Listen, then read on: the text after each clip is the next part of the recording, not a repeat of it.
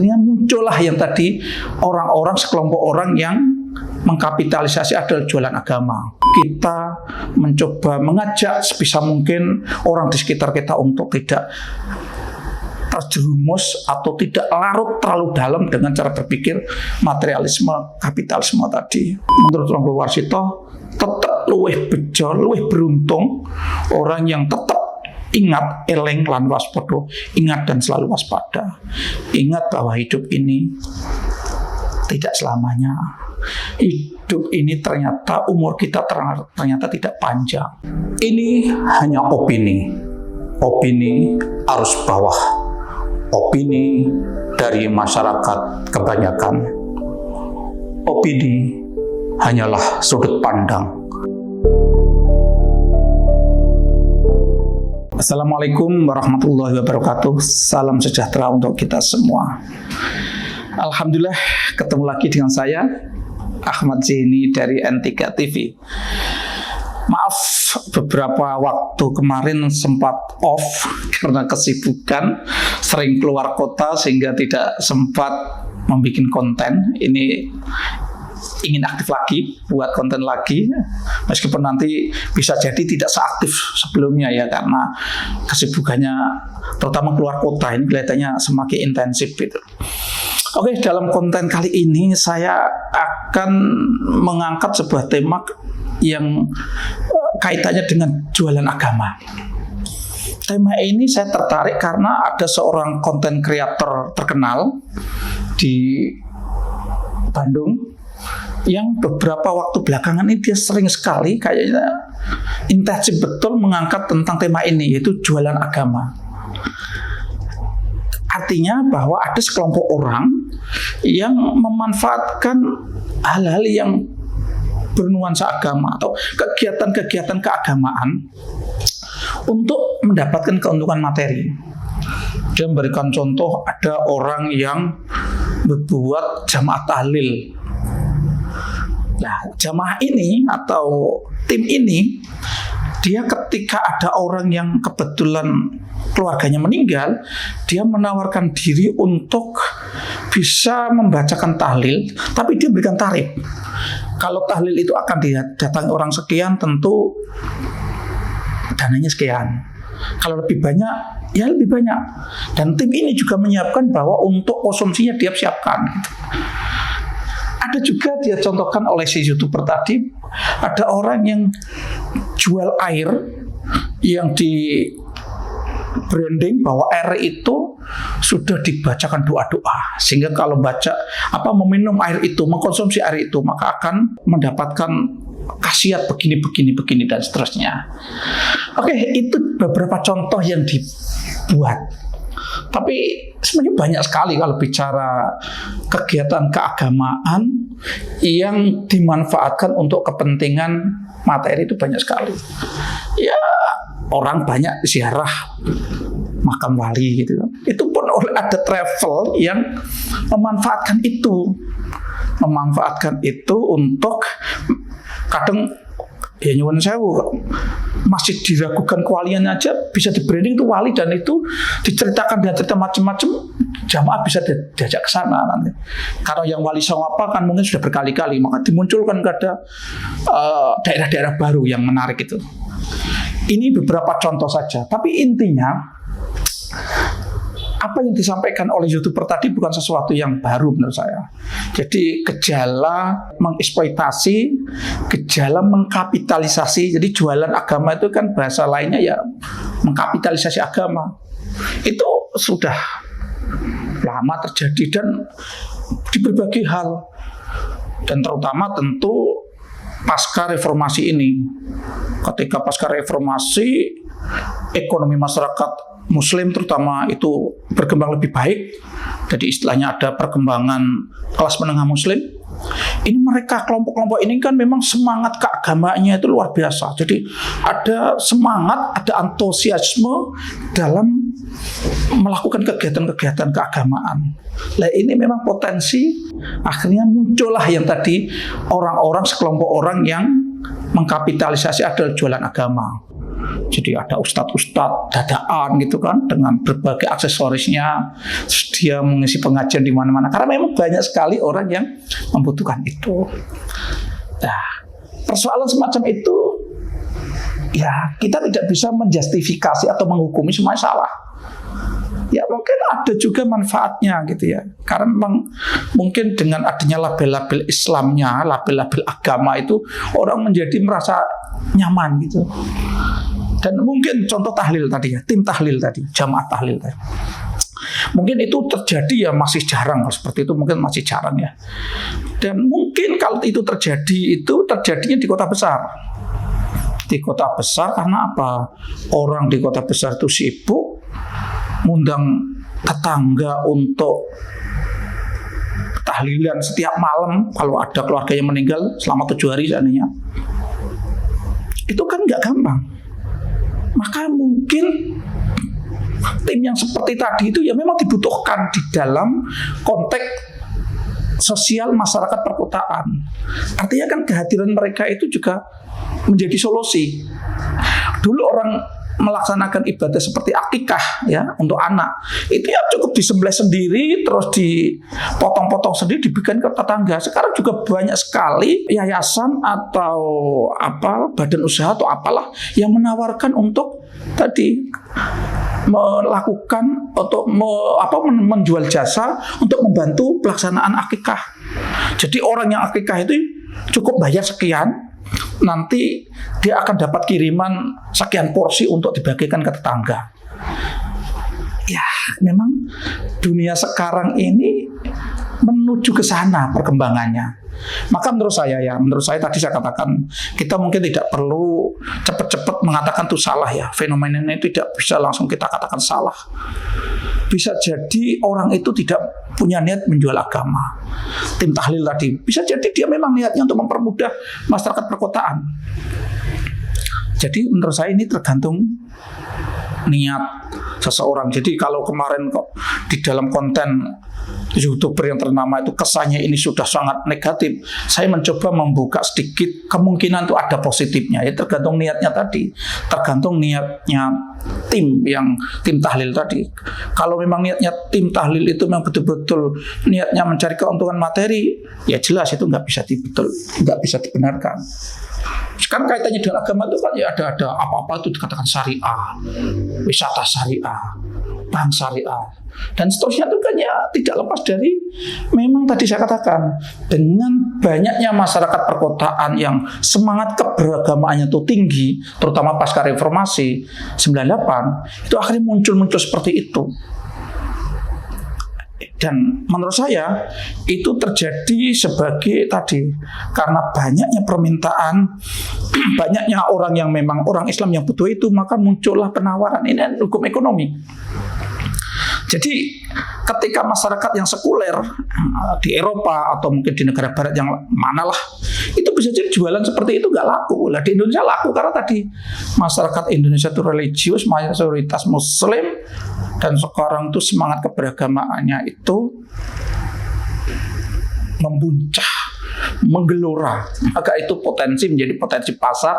Orang yang memang otaknya otak dagang itu melihat itu sebagai potensi dan itu dimanfaatkan. Nah, tapi intinya tadi saya katakan, jangan kita cepat-cepat mengatakan beberapa hal itu memang semuanya itu negatif. Mungkin ada sisi positif yang kita harus ya tidak bisa mengeneralisasi. Ya mungkin ada, yang penting kita ingatkan bahwa mereka-mereka yang menjual jasa kaitannya dengan keagamaan itu sebisa mungkin noto niat dulu. Niatnya dia betul, baik itu menjadi pelaksana mungkin usaha travel, jasa tadi tahlilan atau apa, yang penting harus noto niat bahwa itu tujuannya mempermudah umat, bukan tujuannya memang mengkapitalisasi atau menjual agama. Yang penting itu pertama. Karena kalau bicara dunia sekarang ya, modernisasi ini, peradaban yang modern saat ini kan selain menawarkan tentang teknologi, kecanggihan teknologi, menawarkan tentang cara sikap hidup yang rasional, tidak lagi terlalu animisme, dinamisme, kita terlalu hidup dalam bayang-bayangan mitos-mitos gitu kan. Itu satu sisi itu positif. Tapi kan peradaban modern ini menawarkan atau mengajari orang tentang cara berpikir yang kapitalisme atau kapitalistik, dan juga mengajari orang berpikir yang materialistik. Jadi orang itu apa-apa itu diorientasikan untuk mendapatkan keuntungan materi. Ya, ini kenyataan kita seperti itu. Nah, sekarang kalau kita sebagai seorang muslim merasa tidak nyaman dengan itu, kita harus mulai dari diri kita dan kita mencoba mengajak sebisa mungkin orang di sekitar kita untuk tidak terjerumus atau tidak larut terlalu dalam dengan cara berpikir materialisme, kapitalisme tadi. Kalau kita umat Islam itu kan mestinya diajarkan tentang keseimbangan antara tujuan dunia dan tujuan kita setelah di dunia ini atau akhirat, itu kan kita harus seimbang. Ini sekarang ini kan masih bulan Maulid Nabi. Ini menurut saya juga tepat juga untuk introspeksi. Jadi mungkin para penceramah, para dai yang kebetulan mengisi acara di Maulid ini, menurut saya perlu ditarik lah.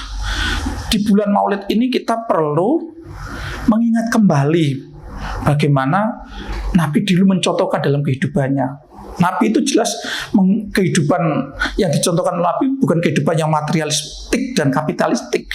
Kehidupan yang seimbang, bahwa materi itu diperlukan juga, tapi untuk menuju tujuan yang lebih hakiki, yaitu akhirat.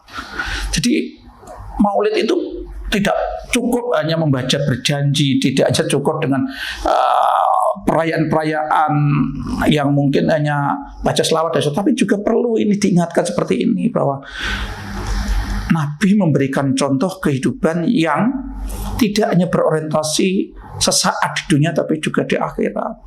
Kita di Islam itu kan diajarkan kalau kaitannya dengan rezeki kita itu mestinya tidak hanya sekedar kita dapat banyak, tapi bagaimana kita diajarkan cara mendapatkannya harus baik.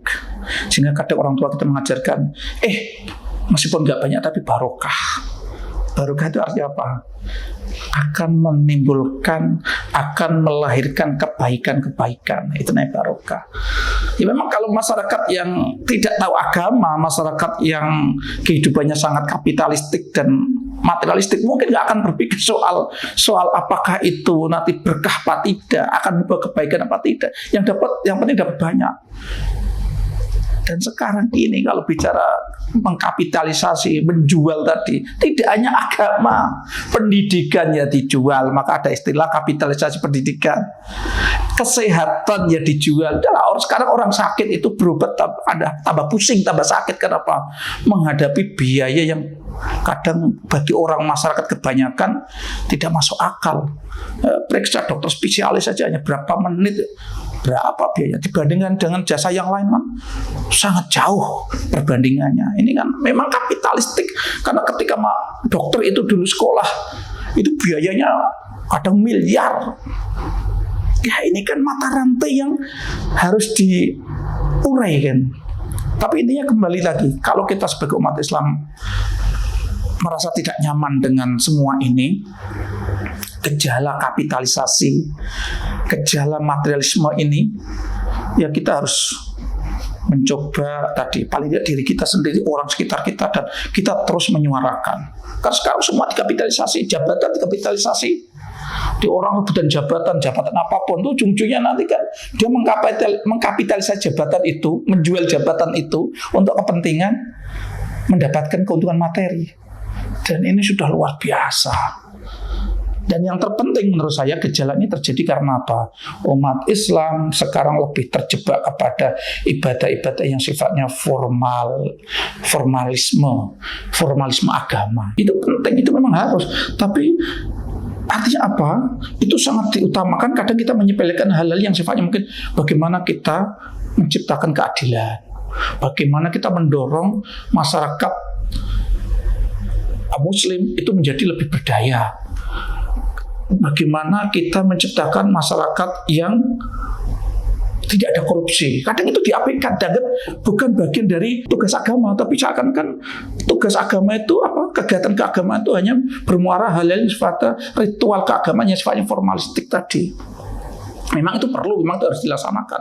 Tapi mestinya substansi agama tidak hanya cukup melaksanakan sholat, tidak cukup hanya melaksanakan haji, tidak cukup hanya melaksanakan puasa, zakat dan seterusnya, tapi ada aspek-aspek lain yang kadang perlu diceritakan soal apa. Ketika mendapatkan amanah kepemimpinan, maka sebagai seorang muslim wajib untuk menjadi seorang muslim yang amanah dalam memegang kepemimpinan itu. Ketika punya harta itu dibelanjakan dengan cara yang benar. Mendapatkan hartanya dengan cara yang benar, itu juga penting. Artinya tidak cukup formalitas-formalitas keagamaan yang tercakup hanya di rukun Islam tadi. Ada substansi-substansi lain gitu loh. Nah, banyak yang memang terjebak di situ. Sehingga kadang kegiatan-kegiatannya itu harus diupayakan sedemikian sempurna, dan itu potensi tadi ada orang-orang yang memanfaatkan.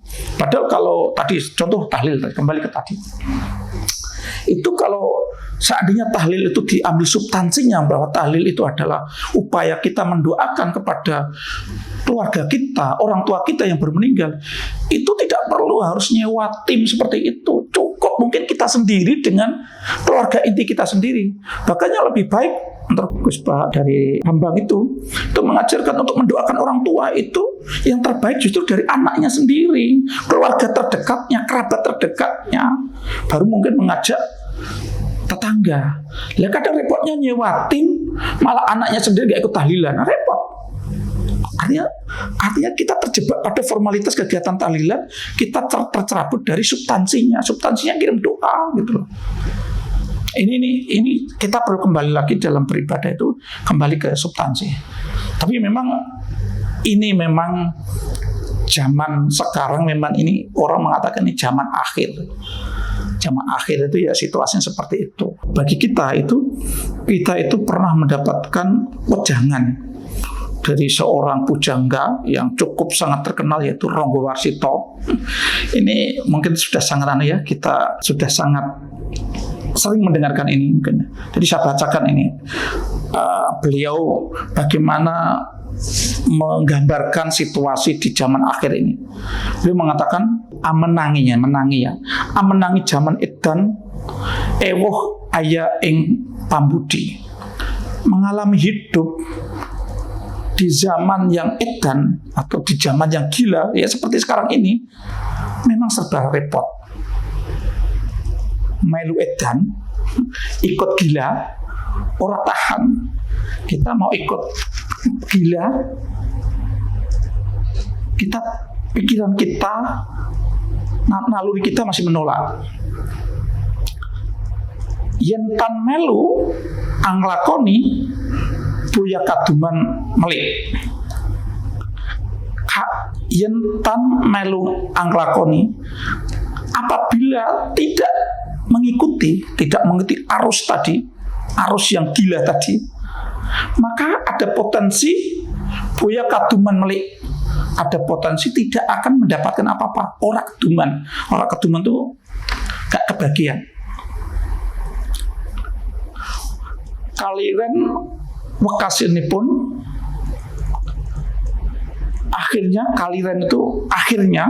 kaliren wekasanipun akhirnya malah kekurangan. Jadi karena nggak keduman, akhirnya kita kekurangan.